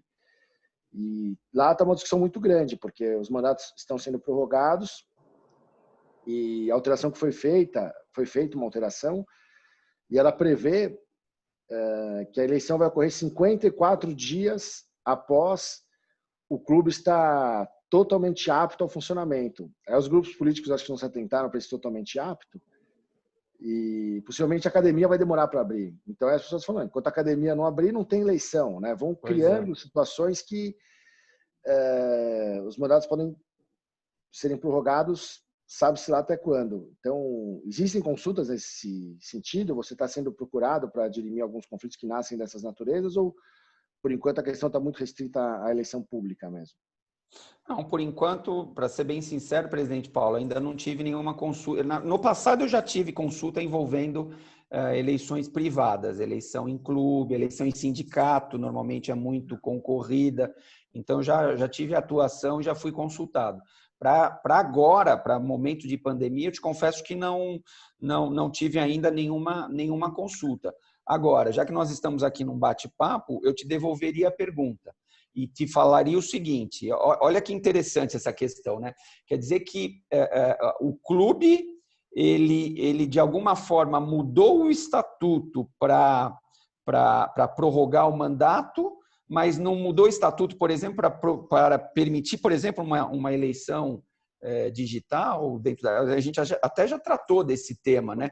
Porque, veja, a eleição digital, eu já falei isso, qual é a minha opinião? Quando a gente fala de uma eleição pública para presidente, para prefeito, eu sou contra, já falei, por conta do sigilo do voto, da liberdade do voto. Mas quando a gente fala de um clube, eu não sei se eu não seria a favor de uma eleição. Quando a gente fala de uma OAB, vamos falar da eleição da OAB. Quando a gente fala de uma eleição da OAB, eu não sei se eu não sou. Eu acho que eu sou a favor do voto digital. Ah, mas vai comprometer o sigilo do voto. Qual o problema? Nesse caso, eleição da OAB, se a minha esposa vai ver em quem eu estou votando, eu não vejo tanto problema. Porque nós não estamos falando de uma eleição presidencial, de uma eleição para governador. Então, eu te devolvo a pergunta para dizer o seguinte, quer dizer que o seu clube ele mudou o estatuto para prorrogar os atuais mandatos, mas não conseguiu mudar o estatuto, por exemplo, para permitir uma eleição virtual? Pois é, a justificativa é justamente essa, né? O voto digital teria que ter mudança estatutária, e a mudança estatutária precisa até ser por meio de assembleia, o que não é possível fazer. E a prorrogação? A prorrogação ela foi feita para impossibilidade pública de realização da eleição, porque ela tem que ser física, e aí as duas casas, que é a diretoria, o presidente da diretoria e o presidente do conselho, fizeram uma decisão em conjunto, permitindo, então, a extensão e que a eleição se realizasse 54 dias após a abertura. E por que esses 54 dias? Porque quando isso foi determinado, estávamos a 54 dias da eleição. Então, eles falaram, bom, se faltam 54 dias para a eleição, vamos combinar 54 dias após o clube abrir. E aí a pegadinha foi essa do clube estar totalmente aberto. E aí são questões políticas, né? Sim. E aí não houve contestação, entendeu-se para quem faz a política do clube que essa tinha sido uma medida de bom senso, definiu-se assim e todos entendem que o voto digital não é para esse momento. Eu concordo, acho que para esse tipo de eleição o voto digital ele aumentaria, inclusive, a participação democrática, facilitaria muito, né? Você pode fazer eleição em 3, 4, 5 dias. A gente tem uma diminuição do colégio eleitoral, em geral, ano a ano, tanto na OAB como no clube. As pessoas não participam da vida política. Acho que isso ou participa sem prestar muita atenção. Eu acho que isso aumentaria a participação democrática no processo eleitoral se ela tivesse como votar eletronicamente e, eventualmente, até prestaria mais atenção. Eu sou favorável também. Acho que é um colégio eleitoral mais dirigido, mais direto. É diferente do coletivo, que é a eleição pública, né? Só o advogado vota na OAB. Então, já tem uma qualificação do voto e o sigilo aí não tem o mesmo grau de interesse do que teria na eleição pública. O presidente, mas a saída foi essa. Deixa eu te falar uma outra coisa em relação ao clube aí, porque, veja, esse mesmo colegiado que alterou a data da eleição e alterou sem mexer no estatuto, esse mesmo colegiado poderia ter decidido, por exemplo, realizar as eleições em 4 dias diferentes. Por que eu estou falando isso? Porque o próprio ministro Barroso, do Supremo Tribunal Federal, e que vai assumir a presidência do TSE, uma das ideias que ele já falou em entrevista seria a gente realizar as eleições municipais desse ano em 4 dias. Então, a gente não teria eleição só num domingo, no primeiro domingo de outubro. Seriam 2 fins de semana. O próprio Barroso já falou isso. Ou seja, altamente questionável essa decisão do seu clube, que não importa aqui qual seja, mas, enfim, o mesmo colegiado que prorrogou seus próprios mandatos poderia ter deliberado, por exemplo, em eleições, manter a data da eleição e fazer a eleição em 4 dias diferentes, separar as urnas em vários locais diferentes para evitar justamente aglomeração, fazer o voto em determinados horários, enfim. Outras alternativas existiriam que não essa, até porque essa é bem complicada, que é o que você acabou de falar. 54 dias após o clube ficar totalmente liberado, o que significa isso, né? Se não estiver funcionando a piscina, ele não está totalmente liberado. Se não está funcionando a sauna, ele não está... Quer dizer, é muito discutível, caberia aí algum tipo de medida judicial, hein? Pois é, sem dúvida nenhuma. É uma questão política e deixaram algumas lacunas aí, né? Até para te exemplificar, o clube está realizando vacinação da gripe e vai ter agora teste de Covid. Então, ele abre a estrutura dele para esses atos. Para isso dá, para isso dá. Né? Isso dá para fazer. Então, pois é. Faria a eleição drive-thru, que eles estão fazendo. Faz a eleição drive-thru. A eleição lá é digital, é eletrônica, é muito rápido o voto, é muito, muito rápido. E a apuração também é rapidíssima. Então, se você faz uma semana por final de placa de carro, no dia 10, só a placa 10 vota, enfim, dá para fazer durante o mês inteiro, daria para fazer. Sim, tem pegadinha aí, alternativa, né? Teria muita alternativa. E os funcionários estão lá, né? Os funcionários são 1.500 funcionários, não faltaria funcionário para ajudar. Exato. É isso. Mas é engraçado, né? A gente também pensa muito no processo eleitoral que todos participam, do público, mas existe aí o privado que tem que observar o devido processo legal como um todo, né? As regras precisam ser claras e previamente aprovadas, né? Exato. E tem que ter democracia interna também, né? Tem que ter democracia interna no clube, democracia interna no sindicato, democracia interna na OAB e assim sucessivamente. É isso aí. Bom, doutor Alexandre, muito obrigado. A conversa foi ótima, os temas muito bem esclarecidos. Rafael, devolvo para você. Acho que agora, eventualmente, a gente poderia abrir para quem quisesse introduzir algum assunto, a gente poder discutir aqui na etapa final do nosso webinar. Sim, esse é o momento das perguntas. Até aproveito aqui para lembrar as pessoas que eventualmente queiram de colocar no chat a intenção. E aí, já que ninguém fez nenhuma pergunta, se eu puder inaugurar, assim, tem duas questões que me chamaram muita atenção no bate-papo de vocês. A primeira em relação ao voto digital, né? O doutor Alexandre Rodolfo falou que nesse cenário da justiça eleitoral não seria possível a gente ter um voto dessa modalidade. Eu queria saber, assim, qual seria esse cenário? Porque me parece que as fraudes, né, de vários tipos, né, mas vamos deixar aqui na palavra coronelismo, não sei como a gente conseguiria resolver, não sei qual cenário seria possível que esse tipo de voto tivesse credibilidade. Também aproveitando o argumento do Dr. Rolo, que a gente vive em São Paulo e, assim, existem vários Brasis dentro do Brasil, né? Então, assim, como seria isso? Qual cenário permitiria que a gente diminuísse a quantidade de fraudes, por exemplo, numa cidade super distante, que precisa de barco ou qualquer coisa nesse sentido, né? Essa seria uma pergunta que, se fosse possível responder, agradeceria. E eu tenho uma outra sobre fake news, que é um tema que eu estou estudando no doutorado, mas não sei se quer que eu faça agora ou... Não, deixa eu falar primeiro. Deixa eu falar primeiro, mas depois eu te devolvo a palavra, você engata a segunda pergunta. Veja, Rafael, quero agradecer a sua pergunta e dizer o seguinte, é claro que eu não tenho o monopólio da verdade, eu dei qual é a minha opinião a respeito do voto digital. Me parece que o voto digital traria esse problema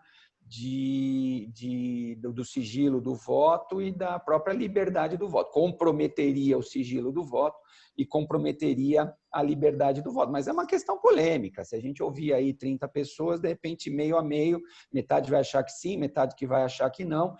E eu dei os meus exemplos e o próprio presidente Paulo deu o exemplo também da empresa. Quer dizer, o dono da empresa coloca todo mundo lá para votar e vai ficar controlando em quem cada um votou. E isso muda o resultado de uma eleição, inclusive de prefeito, não só de vereador, porque tem eleição para prefeito que se decide com meia dúzia de votos para lá, para um lado ou para o outro, você mudou o resultado da eleição.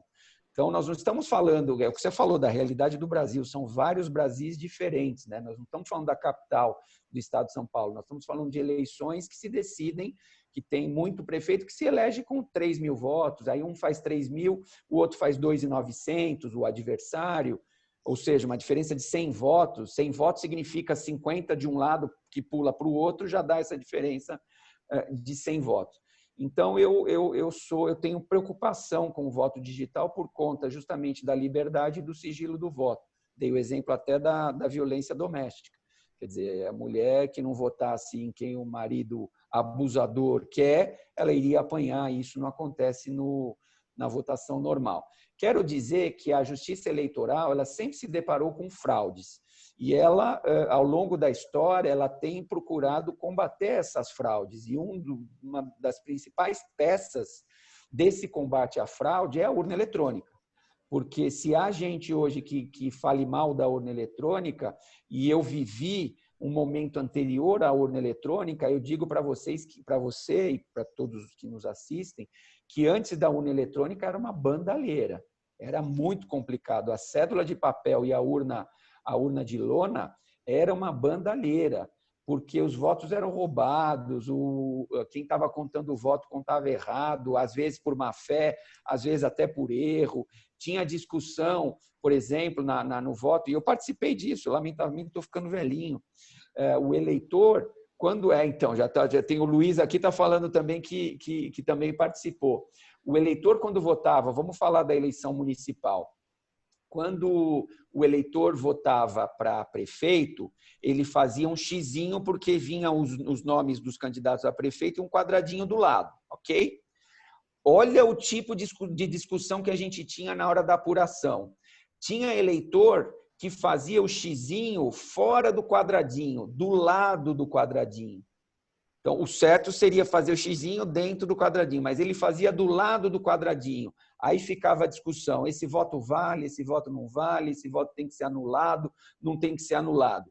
Tinha eleitor que grifava o nome do candidato, não fazia o xizinho. Aí a gente tinha que discutir se vale, se não vale, se era a intenção do eleitor, se não era a intenção do eleitor. Tinha eleitor que fazia um círculo em volta do nome do candidato dele, não fazia o xizinho. A gente tinha que discutir. Veja que tipo de discussão que a gente tinha com a cédula de papel. E ainda na cédula de papel, quando era o voto no vereador, aí não tinha o quadradinho, que é muito candidato a vereador. Então, não vinha uma cédula com o nome de todos os candidatos.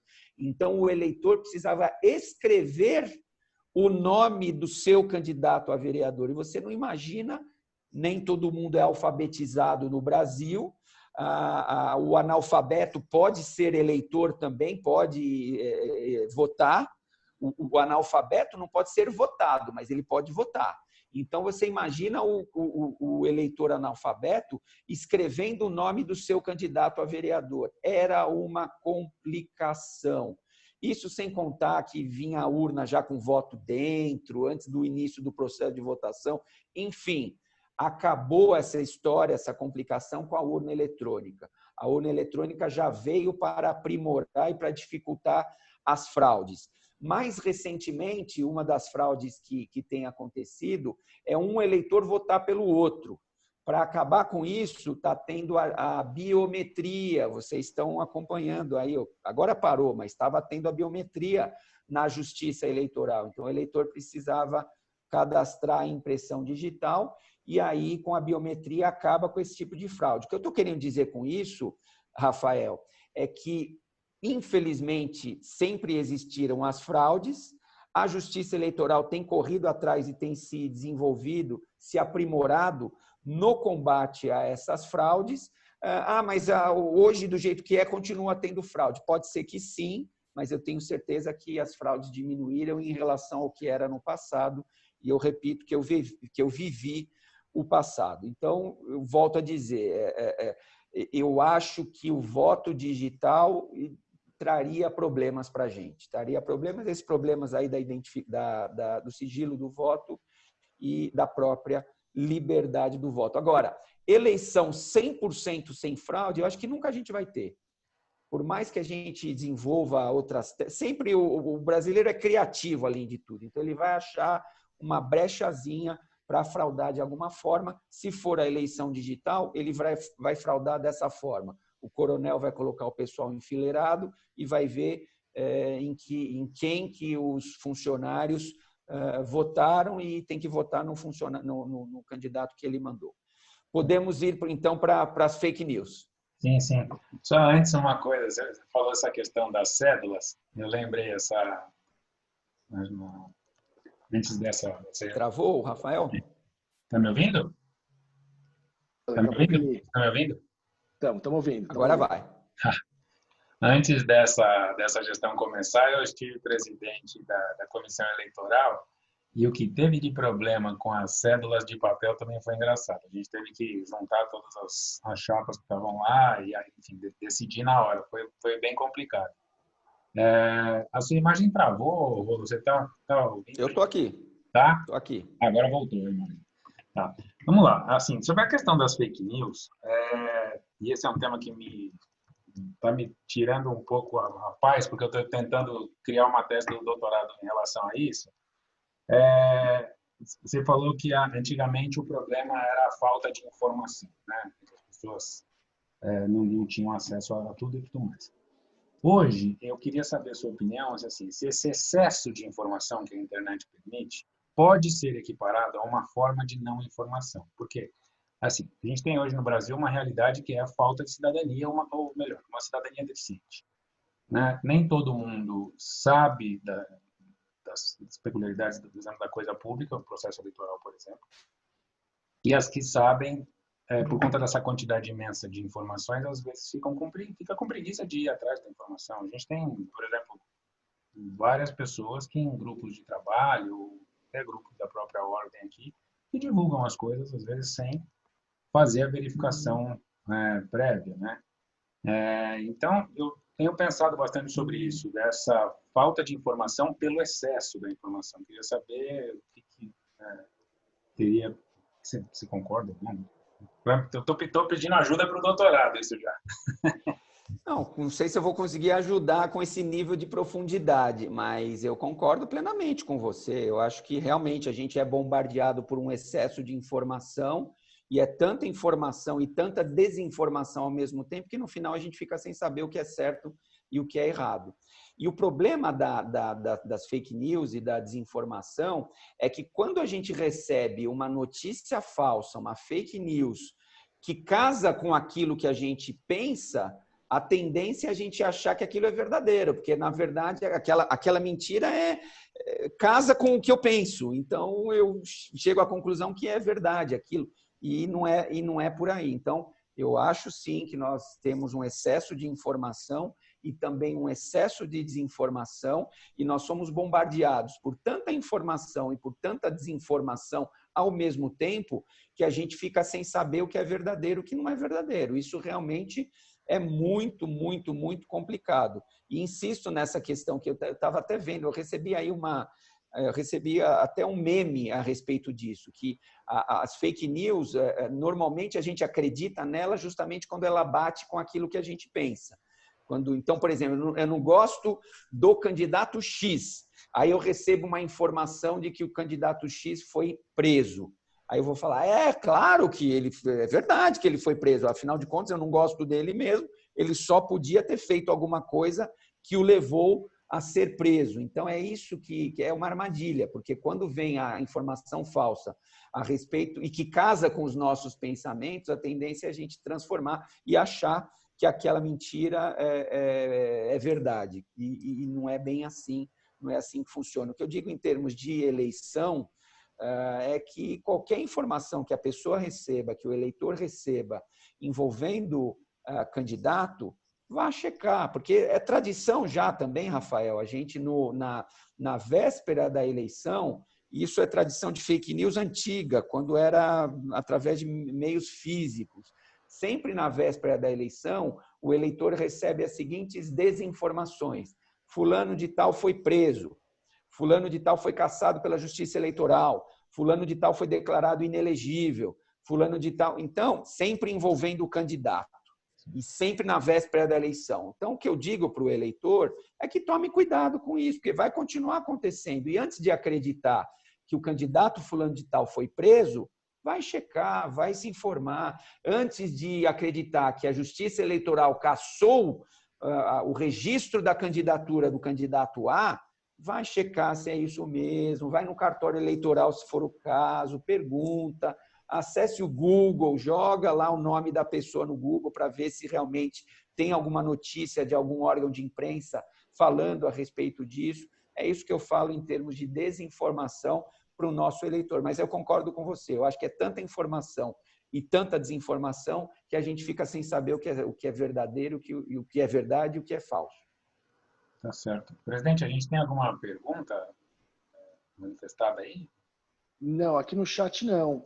O Carlos Batista, que está aqui, ele me mandou no particular, foi até uma interessante que ele colocou sobre o voto digital. Ele coloca que um estado americano já fez eleições digitais usando blockchain. Eu não tinha conhecimento disso, eu não sei se o doutor Alexandre acompanhou. Está no UOL, então acho que a questão da veracidade da informação é mais fidedigna, né? Está até na linha do que a gente está falando. West Virginia, a eleição desse ano, o governo estadual testou o sistema de voto digital usando a tecnologia do blockchain. Enfim, eu acho que é um meio do voto digital, mas a gente esbarra na questão da pessoalidade aqui no Brasil, que é tão cara para nós, tão importante o processo eleitoral. Até o século passado foi um século de conquista de votos, né? O exercício do voto era muito mais restrito, né, doutor Alexandre? Ele foi uma conquista democrática muito grande, muito importante, e é difícil a gente flexibilizar essas conquistas todas e traz essa questão pessoal. Até eu pensei aqui a questão da biometria para diminuição de fraude, né? Eu tenho dificuldade de utilizar fraude no processo eletrônico. É sempre debatido também, né? O atual presidente ele fala que a eleição é fraudada, que ele teria ganho no primeiro turno e tudo isso. E até dá um número que 10% dos votos são manipulados e tal. Eu já trabalhei nas eleições, claro que é a minha opinião pessoal e eu não tenho conhecimento técnico para isso. Eu trabalhei comecei trabalhando com eleição de cédula em 94, foi a primeira eleição que eu trabalhei, então eu vi a migração para o digital. E o sistema de extrair a zerésima e depois você extrai os votos e manda para o TRE. É claro que existe aí um trânsito de informação e aquilo tudo está registrado em mídia eletrônica também. Parece ser um sistema muito eficiente, né? Eu não vejo em que ele fala que é o momento da transmissão que os votos seriam manipulados, mas aí você tem a impressão dos votos diretamente quando acaba a eleição. Isso é testemunhado por diversas pessoas, até os próprios partidos podem ter os delegados ali fiscalizando. Eu não tinha relacionado a questão da biometria ser mais uma segurança, eu achei que era mais uma questão para agilizar, faz todo sentido, né? Acho difícil uma pessoa votar por outra, mas é possível de acontecer. Aí também no São Paulo não é o que acontece no Brasil, talvez em lugares menores. O que eu já vi acontecer foi uma pessoa que foi escalada para trabalhar nas eleições, colocar a irmã no lugar para trabalhar, a irmã era de outra sessão e conseguiram arregimentar isso no dia. Como eu conhecia as pessoas, a gente votava no mesmo lugar, a gente soube que isso aconteceu. Mas eu acho que o voto digital está esbarrado na questão da biometria, da própria segurança. Seria mais um impedimento da gente votar totalmente digital, você votar em casa, e essa certificação de que a própria pessoa votando a gente não teria, né? O que é muito importante para o processo eleitoral como um todo. Aí a gente manter o formato que esquecer um pouco essa questão do voto digital, até para impedir também que uma pessoa vote pela outra, que acho que seria mais fácil de acontecer com o voto sendo totalmente digital. Sim. Exato. Eu reitero, o presidente Paulo, que eu acho que em termos tecnológicos não haveria dificuldade nenhuma. Eu acho que a gente tem tecnologia para o voto digital. Então, o blockchain é uma tecnologia que já foi usada, está sendo usada nos Estados Unidos, já foi usada e é viável. Então, eu não tenho dúvida nenhuma de que, em termos tecnológicos, seria possível, mas é isso que eu falei, é o sigilo do voto, é a liberdade do voto, porque ainda que usando todos esses meios tecnológicos, é o que você acabou de falar, um pode votar pelo outro.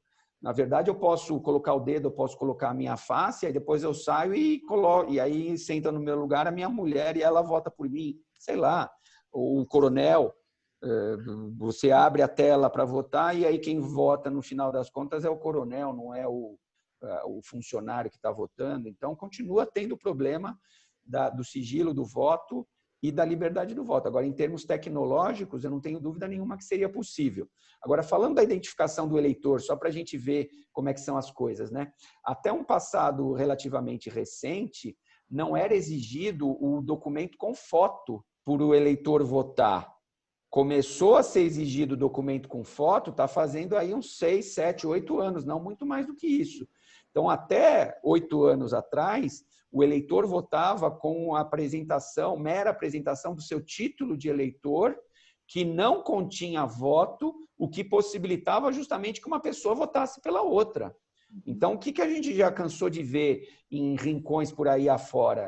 Aliás, não é tão rincão assim, eu não vou citar o nome do município, mas é até município aqui perto da capital do estado de São Paulo, que o dono do morro, o chamado dono do morro, ficava pegando os títulos de eleitor de todo o pessoal que descia do morro para votar. Ele pegava os títulos de eleitor, entregava para 10 ou 15 capachos dele, e quem votava eram os 10 ou 15 capachos. O 10 ou 15 capachos pegava 10 títulos diferentes e ia nas diferentes sessões eleitorais e votavam pelo eleitor. Daí porque, para aprimorar essa questão, para tentar evitar isso, começou a ser exigido o documento com foto, que é uma exigência dos últimos 8 anos para frente. Então, hoje em dia, não adianta a gente ir votar só com o nosso título, a gente precisa ter um documento oficial com foto. E aí, teoricamente, o mesário vai checar, vai olhar a foto, vai ver se bate com a imagem que está vendo da pessoa. Tudo isso, aquele aprimoramento que eu falei para vocês da justiça eleitoral. E agora, mais recentemente, a biometria. Então, tudo isso é a justiça eleitoral correndo atrás desses fraudadores para evitar que os fraudadores continuem trabalhando. Por isso que eu falo que a justiça eleitoral está sempre se desenvolvendo, se aprimorando na tentativa de combater a fraude. Agora, se vai conseguir combater 100% da fraude, eu acho que não, né? Nós estamos no ambiente do ser e não do dever ser. Na verdade, para quem é criminalista, o Código Penal proíbe o homicídio, mas os homicídios continuam existindo. O Código Penal proíbe o roubo, mas os roubos continuam existindo. O ideal seria que não tivéssemos crimes, mas os crimes existem, porque a gente não vive no mundo do dever ser, a gente vive no mundo do ser. E no eleitoral é a mesma coisa. A gente gostaria que não tivesse fraude, mas o fato é que sempre vai existir, infelizmente, a justiça eleitoral corre atrás para se aprimorar e para aprimorar os mecanismos de controle antifraude. E isso eu acredito que a Justiça Eleitoral tem feito de forma eficaz, está se aprimorando cada vez mais no controle. Legal. Acho que podemos encaminhar, não estou vendo perguntas aqui, acho que podemos encaminhar para as considerações finais. Você concorda, presidente? Eu concordo, estou super satisfeito. 2 horas de conversa, foi uma pós-graduação aqui em Direito Eleitoral. A gente está muito mais conhecedor do assunto e muito esclarecedor. Doutor Alexandre, parabéns, foi muito bacana. O formato, a forma de transmissão do conhecimento foi ótimo. Acho que um formato muito bom para a gente pensar, né, Rafael? Foi muito produtivo. Muito bacana. Queria agradecer também a gentileza de novo do convite que aceito. Todo mundo aqui está bastante satisfeito e acho que vai ter bastante repercussão esse vídeo quando estiver no site também, né? Agradecer o pessoal da nossa instituição aí que está online, o Avalone aí também, brigando aí com a tecnologia, estava conversando com ele hoje, então está agradecido por ele estar prestigiando aqui. E é isso. Acho que podemos encerrar já. Queria agradecer ao presidente Paulo também pela condução dos trabalhos aí, que foi bastante interativa, né? Ficou um bate-papo bem legal. E é isso. Agradeço a todos e desejo uma boa noite. Então, doutor Rolo, vou passar a palavra para o encerramento. Reiterar que Pinheiros está de portas abertas. O que precisar da nossa obsessão, conte com a gente. A gente está sempre de olho nos eventos do centro. Gostaria de parabenizar. Tem tido, durante essa gestão, muito evento bom realizado no centro.